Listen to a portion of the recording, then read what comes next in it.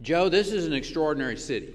You and I have had this conversation on many occasions, and I want to commend the leaders of San Antonio for, you have played an amazing part. Think about what has happened in this city in just the last 10 or 15 years. Just think back. The idea, Peter, if we would have had people 15 years ago in early 1990s and told them all of the things that they would see in San Antonio today, they go, you guys are, come on. You guys, what are y'all talking about? The economic clout of this city, the economic clout of this area now, of our state. And San Antonio, San Antonio is not only the second largest city in our state, it's home to a number of flagship institutions, flagship companies, brands that are worldwide in their recognition. Clear Channel, you talk about Valero, HEB, USAA, those institutions of higher learning that Dr. Figueroa mentioned and talked about, and the extraordinary potential with our Emerging Technology Fund and our Cancer Initiative and the focus on commercialization of technology that's going to occur in this state.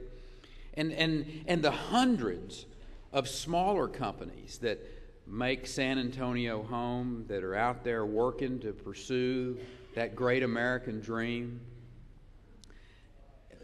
Nobody gets confused anywhere in the country now that San Antonio is not a bona fide economic player.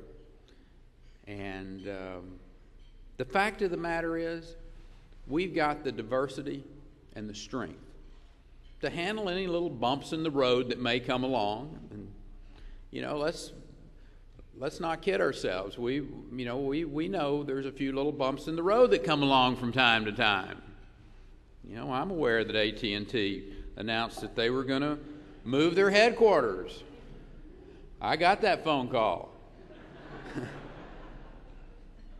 And like you, I'm aware that this morning that Toyota announced their plans to suspend manufacturing for a 90-day period of time.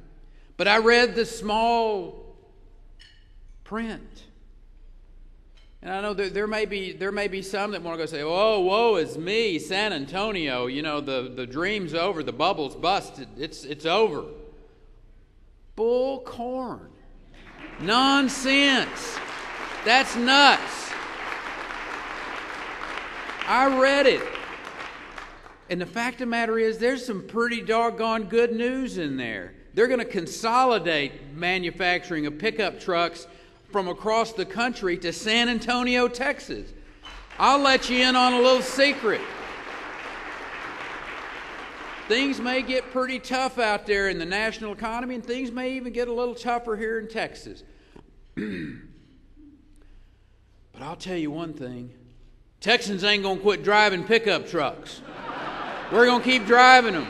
You can't put a bale of hay in the back of a Prius. Don't work.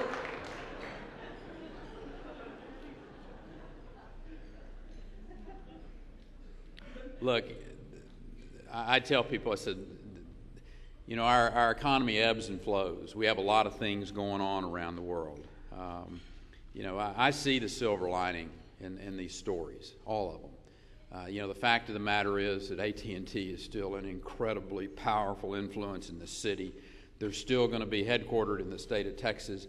And I will tell you, there are people working today to bring extraordinary companies and jobs to San Antonio. And the announcements in the future are going to be every bit as powerful and as good and as incredibly stimulating to the people of this area and the state as they have been in the past. So, Toyota didn't come here by accident. They didn't just kind of close their eyes and throw a dart at a map of the United States and say, let's go build that manufacturing facility in South San Antonio. They knew that San Antonio had the resources that they needed to succeed. Resources like transportation for their raw materials and their finished products. Resources like the state's sensible regulatory climate. They realized that Texas had a fair legal system of which they wanted to build that plant. And most importantly, they knew that San Antonio had that most important resource of a skilled workforce. These resources haven't gone anywhere. They're still very much the fabric of this community and of this area. And they will continue to draw companies and investments and jobs to San Antonio. Companies like KLN Steel Products, that's consolidating its manufacturing operations in 3 states and making San Antonio its home base. Persuaded in part by incentives by the Texas Enterprise Fund, they're committed to creating 300 new jobs and $25 million in capital investment. I could talk about companies that you mentioned, Francisco, like Rack Space. They were born and bred right here in San Antonio. And they were bolstered by a $23 million investment from the Enterprise Fund, and they're creating jobs left and right. San Antonio is still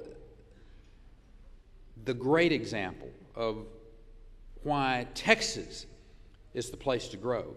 Texas is the place to build your business. Texas is the place to call home. Now, I don't know whether you opened up any of the major newspapers and read this story or not, but I was on television yesterday. And was it in the Express News? Does anybody? Well, maybe it will be today. When a major news outlet like CNBC goes through this long and laborious and technical examination of all the states, and they look at all of the different measurements, if you will, and then they come up with a list of the 50 states, and they rank them from the 50 being the least place you would want to build a business to number 1 state of where you want to live and where you want to grow a business, the best state in America to have your business. That's big news. It's really big news. And I was proud to sit in that Washington studio yesterday and receive the number 1 ranking of CNBC as the best place in America to do business is Texas. It's a powerful story.